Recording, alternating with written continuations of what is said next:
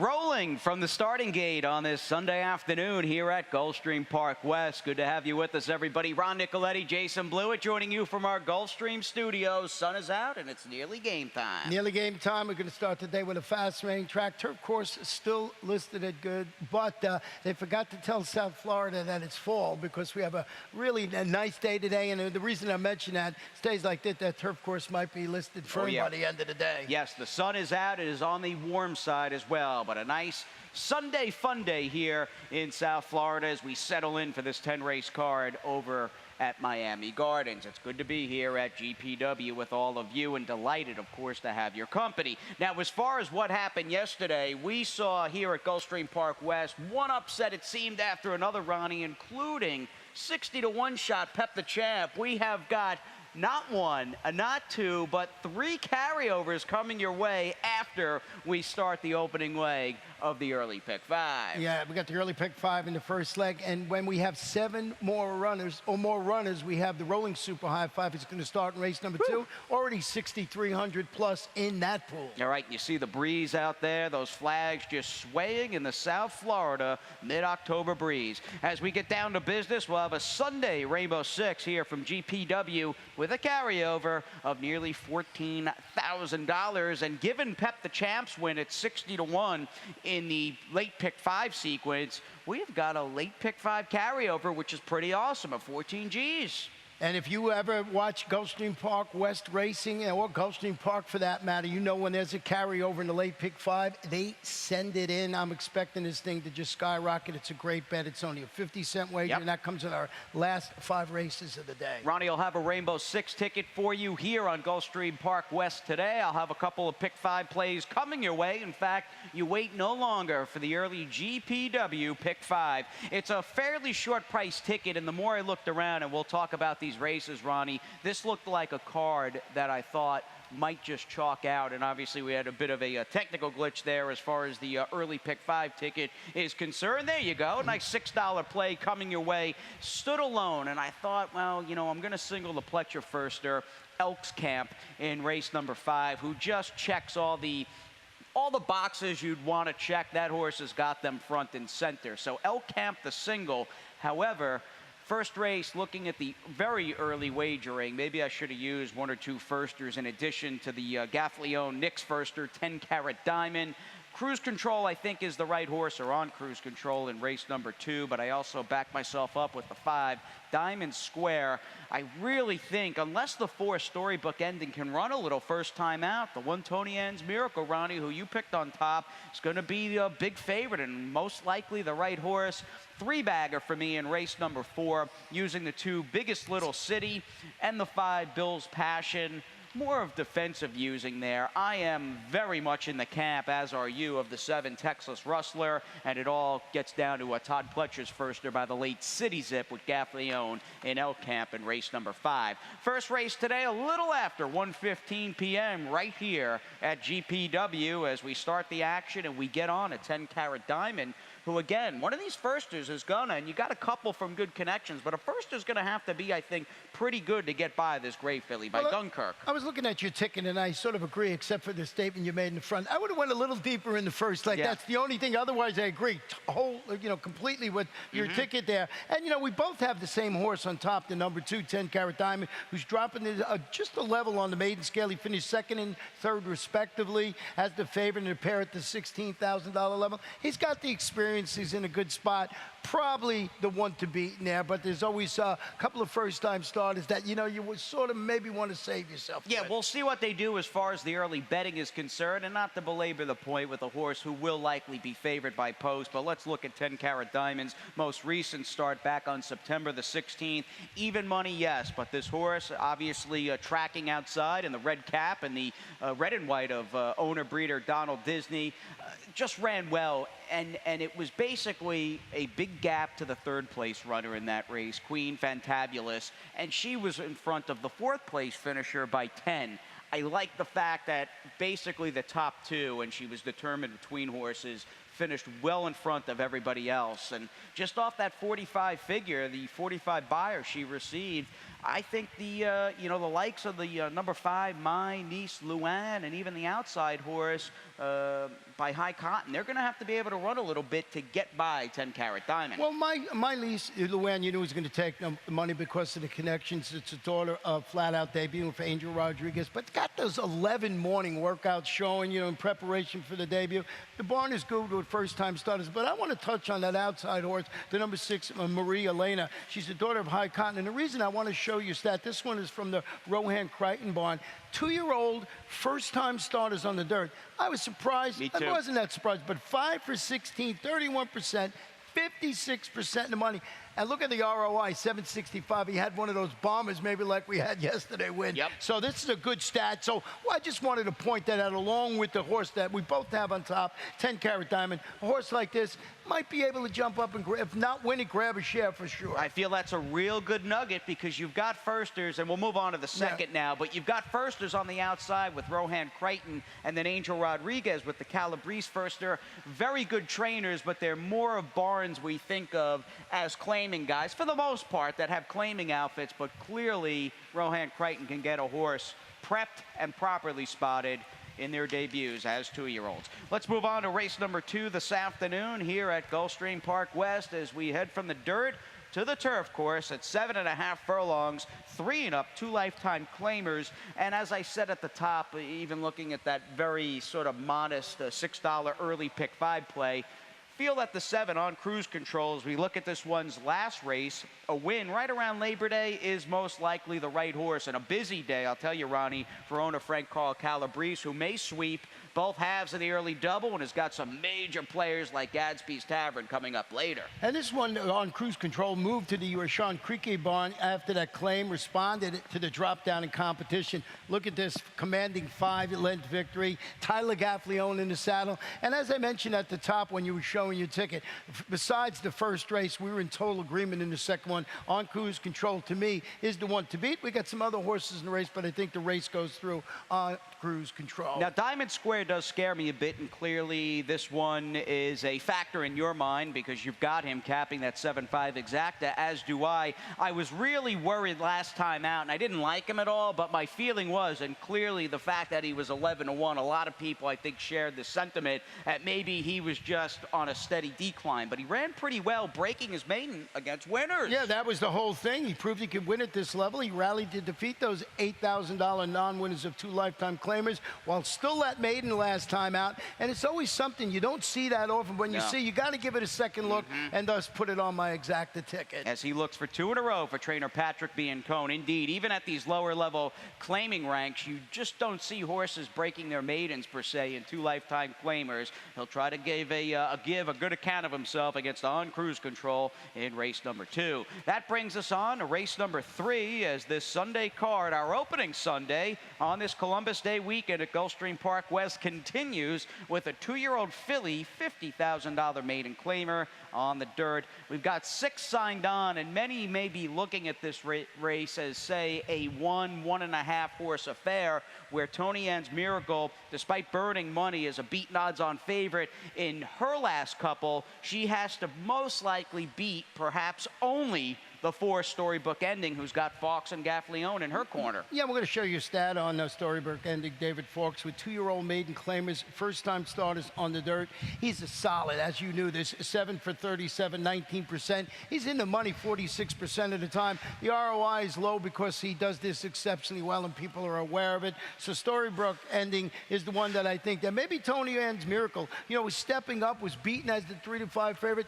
That's where it gets a little dicey for me. Yes, well, the fact that she's already run 3 times and she's burned money, I think, is the most worrisome part about a horse who, unless they really go bananas with Storybook Ending, you're looking at a prohibitive favorite status once again with Tony Ann's Miracle. Her last race, as far as getting her picture taken, I thought was basically over early when the winner, Storymeister, outbroke her for Barboza, and Jaramillo took the lead, and Tony Ann's Miracle was second best. She will try to get it done, obviously, fourth time out today, but I had a hard time going any deeper than the 1-4 in this race. We differ there. We're actually almost in agreement here. We flip-flop the 6 and the 3 Bella Star. So I think the race goes through those two. I guess Tony Ann's Miracle Storybook ending. I'm just not sold on Tony Ann's Miracle totally. All right, not a single for you, not a single for me in that early pick 5. And speaking of singles, we've got Ronnie's Rainbow 6 coming your way in just a couple of minutes here on GPW today. First off, though, we got to get through race number 4, a 3-and-up $8,000 claimer, a quickie on the turf at 5 furlongs, and let's get right to work here with Texas Rustler, your best bet on this Sunday. I made a lot of money with this horse right here at Gulfstream Park West. He's returning to what is clearly his favorite turf course. 7 starts with the 4 wins. And if you go back to one of those first wins, he paid a lot of money. He rallied to come within ahead of defeating $10,000 condition claimers across town at Gulfstream Park, a 5 furlong specialist. Edgar Zayas had a good day yesterday. Oh, yeah. Lots to like about Texas Rustler and for me in here. I loved his last race, was very much in the camp of Jack of Diamonds winning that race, and he did. I know you like Jack of Diamonds as well back on September the 16th. And for Mickey Kroger, she has clearly got this 8-year-old gelding, I think, primed and ready to score in his return right here at Gulfstream Park West. What really becomes, I think, the most interesting factor in the race, aside from the love affair that Texas Rustler has at GPW, is Bill's Passion, who's been claimed by maybe some more marquee, higher percentage outfits like Gerald Bennett and Armando de la Cerda, claimed most recently about 45 days ago by trainer David Rockoff, who, again, does a good job, but doesn't run many short-priced horses. We'll see how that horse does with the barn switch. Clearly, you and I want to wait and basically watch one first time out off the claim today for David Rockoff, and that has led you, Ronnie, to cap your exacta with the number 4, Swagger. Yeah, Swagger will try and make it 2 in a row after returning from that brief freshening to defeat $8,000 condition claimers at this distance. So it's what I like to call the now horse in good form. Just threw it on the ticket. Everything, I like Texas Rustler, Swagger. Some Roar, I had some interest. I did not use the 2 horse that you used on the exacta ticket. I feel as though Biggest Little City can take advantage of what I am looking at a fast pace. With Some Roar in the mix, certainly the speed of the number 5 Bill's Passion, who might be the speed of the speed and fastest, and even the 6 Polygram. If you're in the camp, or at least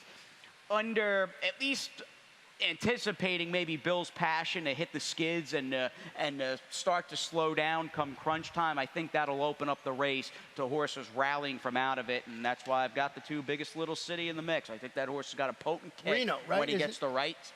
Oh, yeah, absolutely. Reno's the Biggest Little City? Indeed, my friend. See, I knew that.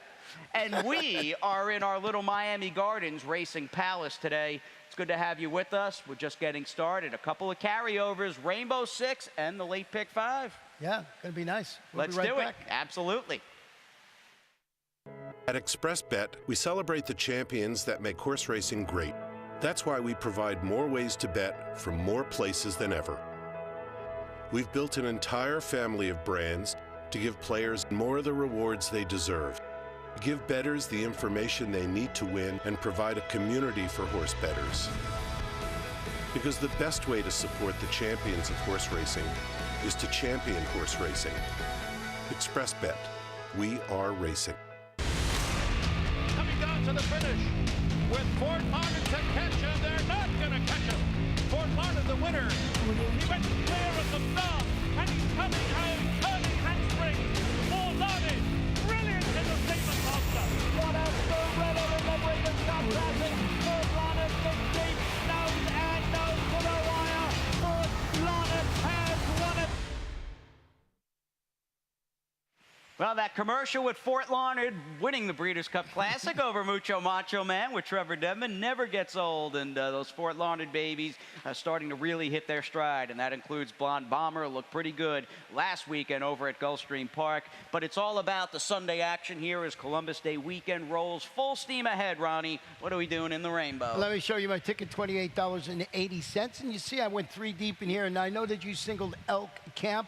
I've had no success with Todd Pletcher's Zigging and zagging with Pletcher? With Pletcher during the Gulfstream Park West meeting over the last couple of years. So I went deep there, and you see the progression, $28.80. And I just couldn't find that one single that I was sure of. So it's still affordable. We got almost $14,000 in the pool, and I think this is a great betting sequence. If you got an opinion here, you know, you might want to step in and single a horse in here, which I personally couldn't do. Now, for me, it's about Elk Camp going in, and I would imagine he's going to be a big favorite here. Whether there's a story or not, he's going to be a big favorite because he's just got underlay written all over it. And I'm going to bite for better or for worse, hook, line, and sinker. And I'll tell you, the 2-year-old Florida-bred fillies got their chance in the spotlight yesterday, and that maiden race was that was about as good a horse race as you would see. The one with Zayas, Gaffleone on the Bennett Firster, and Edgar wound up winning for Jose Pinchin down inside. Yeah, I mean, the 3 horses crossed the wire all at the same time was great. And I happened to be watching the race with Sappy Joseph Jr., who had the horse in the middle there. Yep. And I knew who won. I was standing by the rail, and I couldn't see who won. I called it wrong. I thought the Firster on the outside got the money, but lo and behold, it was Edgar Zayas riding for Jose Pinchin and a Florida bred by Two-Step Salsa. I don't think we have any Two-Step Salsas in today's 5th race, but we do have one by the late City Zip, and that is the favorite, the number 6 Elk Camp. Let's get you back to the action at Facing Tipton, their May 2017 2-year-old in training sale. So really, I thought, nice workout, fast workout for a horse who strikes me as one that is going to be certainly well prepped and polished and very quick and light on his feet. You can see the kind of athlete we are dealing with. I mean, even off the turn, hugged the rail, got to his outside lead, smooth as silk, and I think we're looking at a runner here. And right off the video, in fact, that 2-furlong breeze in 21-4. Let's bring up the Blewitts Bullets. I can tell you that this City Zip Firster Elk Camp was in fact pinhooked originally as a yearling for $100K, wound up bringing just under $250,000 in that 2-year-old Sail Breeze we just looked at, went the quarter in 21-4, and the dam who won, by the way, 10 dirt sprints in her career. She's foaled 3 multiple winners. Quality here. She's made over $540,000. The dam made over $540,000. Good horse. So Yeah, good real horse. good horse. And you know, here's the thing. Bullet work, Palm Beach Downs. I mean, the horse has been acclimated to this South of Florida weather. It's the one to beat in there. But as you said, I'm zigging and I'm zagging. So I went deep in there. I mean, we have our exacta up there. I picked him, but I had to save myself in the Rainbow Six. And it looks like the horse, or in fact 2 horses that you used on your Rainbow, the 1, 3, and 6. You've got the Pletcher Firster naturally, but Our Secret Life and Gone Fishing both have chances, well-connected second-time starters. And that was my thought process. And you know, Pletcher had one run the other day, was odds on, didn't win, so sort of still hurting from that. So I added 3 horses. And that filly, by the way, I think Assertive was her name, looked almost unbeatable on paper after running against the likes of Salty and Holy Helena. It is horse racing after all, and they don't pay out off paper. Let's see what happens in the opening leg of this late pick 5. We've got a rare carryover today here at Gulfstream Park West, and that is certainly good news as we begin the second half of this opening Sunday card, and we do so with style. 12 originally entered in this 6th race, a 3-and-up filly and mare, 2 lifetime claimer. Here's a rundown of my late pick 5. Just a $6 play to start the action. A little more money here at $12. And the single for me, and I loved his last race, and in case you missed it, we will show you it. I'm talking about Gadsby Tavern today in the 7th, who could not have been any gamer or brave or more implacable last time out. He is the anchor in which I am going for $12, a 2-horse spread in the 8th and the 9th. And if I get up to the 10th, I'm pretty happy having Mr. Borax, Padre, who I like today, Ronnie, dropping into a spot where I think he belongs. And I also use the Fox Firster. Could be. What are you doing here in this opening leg? Well, in this opening leg here, Don't Talk Back is the horse that we both had on top. He's stretching out. She's stretching out to her best distance thus far. 6 starts, a win in 2/3. After returning from a layoff, she rallied. She finished 2nd. Now, I put this horse on top, but I have one of those cautionary stats I want to show you. Don't look back. Joe Orsino, who we know is an excellent trainer, he has a sprint to route. All claimers on the turf. He's only 2 for 36, 6%, 17% in the money, and a less than $1 return of investment. I have the horse on top, so I'm conflicting myself here, but I just wanted to put that out there. And so I think it's, as your ticket showed, it's between the 6 and the 9. With all that said, I still kept the 9 on top of my ticket, but I would not single him anyway. No, it's a good stat that you pulled. I'll just wrap that up saying I don't think Don't Talk Back is a 5-furlong horse, and you probably saw the same thing as well, getting a bit more yardage today at 7.5 furlongs. But that stat, a good one there, and we'll see if it comes to fruition. And if that's the case, and for whatever reason Don't Talk Back doesn't run that well stretching out on the turf today, you've got Pop's Irish Rose, who really is like the center, the nucleus of this race, as they... Again, I feel like the second half of this card, we see a number of horses like Padre in the last and Pop's Irish Rose here who are just being realistically spotted. Yeah, they are, and this is actually the morning line favorite. Number 6, Pop's Irish Rose, is dropping notch, returns to the turf, showed speed, finishes 4th. It was against 16 condition claimers, going a mile on the turf, a couple of starts back, comes back, stalks and fades 5th. On the race, move to the main track. I just think this is the logical horse. Like the 9 because I like the connections, and I just think it goes through those two. And Easter Act, who I put on my ticket, really has shown a improvement in 7.5 furlongs in its last 2 starts. Dead heat for second, 2 starts back, comes back a nice maiden win. Here's a horse that scares me. Yeah, it's a good point. I did not have Easter Act, obviously, in my race number 6 Superfecta, but there's no denying that horse is in very good form and has the speed to pull and negotiate his own trip. Moving on to race number 7 this afternoon. Well, we've talked about 6. It's on to the late pick 4. 3 and up, $12,500 claimers on the main track going 7/8. And this is a rare, it seems, move for Frank Calabrese, and even by reputation, or at least as far as them linking up, Angel Rodriguez, who's a whiz when it comes to playing the claiming game, but it's normally we see horses dropping down in class. Gadsby Tavern, on the other hand, is having his claiming price basically doubled off a very good effort. And we'll look at the race most recently for this 3-year-old who just... You watch this race at the quarter pole. We've got him highlighted as the number 6. Let's just actually pause it there. And I love all the blinkers, the white blinkers, the yellow blinkers, the black blinkers. But you look at this run on the outside from Leverkusen, who's out here. He has got all the momentum. And we'll roll it from there. And if you were just going to pause the video here, and I was going to go to you, Ronnie, who do you want? Who do you want? Leverkusen's the one you can't lose, right? Can't lose. 2 to 5 would be value on him, but this almost on a much lesser scale and with far less at stake almost reminded me in a way of Tisnow when he won the Classic at Belmont back in '01. He was passed, looked like he had no chance at the 8th pole, and all of a sudden just battled back bravely. Race came up fast too, my friend. 85 Fig? Yeah, 85 Fig, what I was just going to ask you about. That's what sort of scared me a little bit. I mean, I got this horse on top. Plus, I want to show you a stat. We've been talking about Angel Rodriguez. Route to sprint in all claiming levels on the dirt. He's 5 for 25, 20%. He's in the money 36% of the time. He's almost got a $2 return of investment. I just wanted to show you it's something they do, and they do well. Yeah, Kanani also going to take some play as that horse comes out of a loss against a 4 to 5 drop down and Manolete. I would imagine you've got the 6 Kanani in the mix. What'd you do here for second? I did. He's a well-meant second behind Gadsby Tavern when they hooked up at a mile. That was back on June 25th. Renews the rivalry at 7/8 of a mile. A trio of consistent efforts going a one-turn mile across town. Tyler Gaffleone.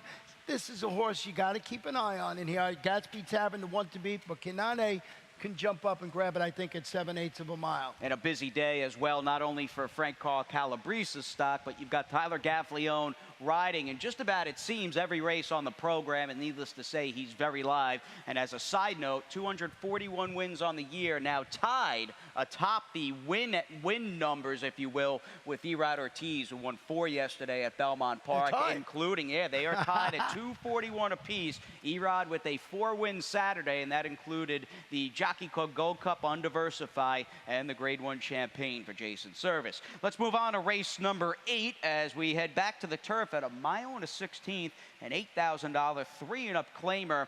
And this is, I feel, a race where you're either going to get Contamar romping or he may be nowhere.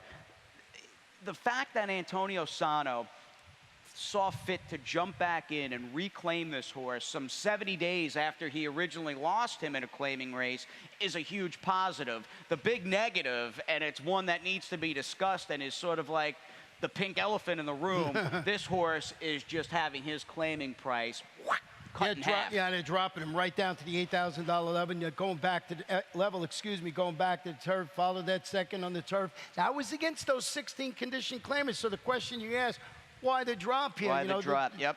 If they lose them today for the 8, they win the race. The purse is 16. They make a couple of bucks, and it's, I guess, a little more than a wash. Not the best sign, to say the least. So he's the horse to beat, hands down. He's a clear favorite, and I get all that. But I would not sell the likes of All's Well and Burning Wild, even though he's just 2 for 70. He can run a little bit. Well, Burning Wild is aptly named because he's burned me so many times, and he's a consistent late closing son of Burning Roma who has the speed figures and the running style to succeed at this level in distance. Antonio Machado claimed him last out, and I'm interested to see with the bond change what this horse does. I bet this horse numerous times. You know, I just said always good prices, though, right? Yeah, always good prices. And here's the speed in the race. This sets up perfectly for this horse. Doesn't get it up. Yeah, second, third, hard charging, but just doesn't win. Maybe a change of scenery will do him good. That's what I was thinking. Maybe that's all they need, and you know, maybe they know something that they could fine-tune. Yeah, something tweak a little bit as he comes back off a little bit of a layoff. Hasn't run since August 19th when he was behind the Inform and Sharp Gear Jammer, one of my old buddies from up north. Moving on to race number 9 this afternoon right here at GPW. Let's kick off the late double with our final dirt race on the card, a 6250 two-turn mile on the main track. As far as pointing out major players in this late pick 5 and Rainbow 6, which both have nice carryovers, Ender's Cat might just be, well, this is his race to lose, and his race to lose by a lot. Well, they're plunging him down to the $6,250 level and stretching him out to a mile. He's done good at a mile. 9 starts, a couple of wins, his second and third. He returned from that layoff, and he really tilted windmills when finishing last at 87 to 1. That was in the $50,000 Tamiami handicap, going 5 furlongs on the tape.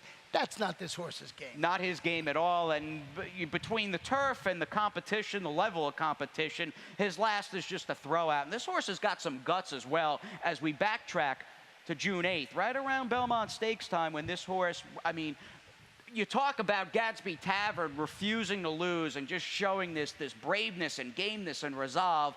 Watch Ender's Cat in the light blue down on the rail, who wins just one of the most insane non-dead heat photos I've ever seen.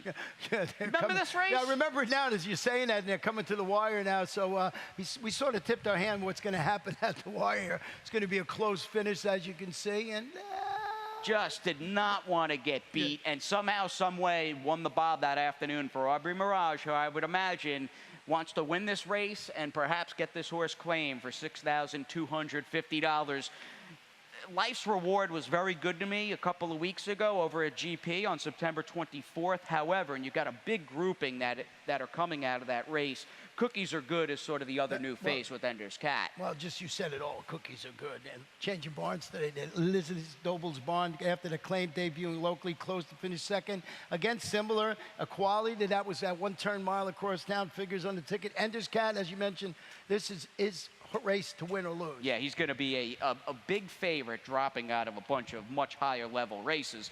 As we wrap things up, and although it's a Sunday here at Gulfstream Park West, keep in mind we do have that special Monday Columbus Day program kicking off tomorrow a little after 1:15 p.m. So this is not goodbye by any means for the weekend. 7.5 furlongs, Ronnie in the nightcap, and for me, I just want the 4 Padre. He's finally in the right spot today. Got my long shot right on top in here, and that's the 2 German Alberto stretching out around 2 turns. Recovered from a slow start. He finished 5th behind a couple of next out winners. One called Canta Clara won here, and Smart Return. That was his 5 furlong debut on the turf.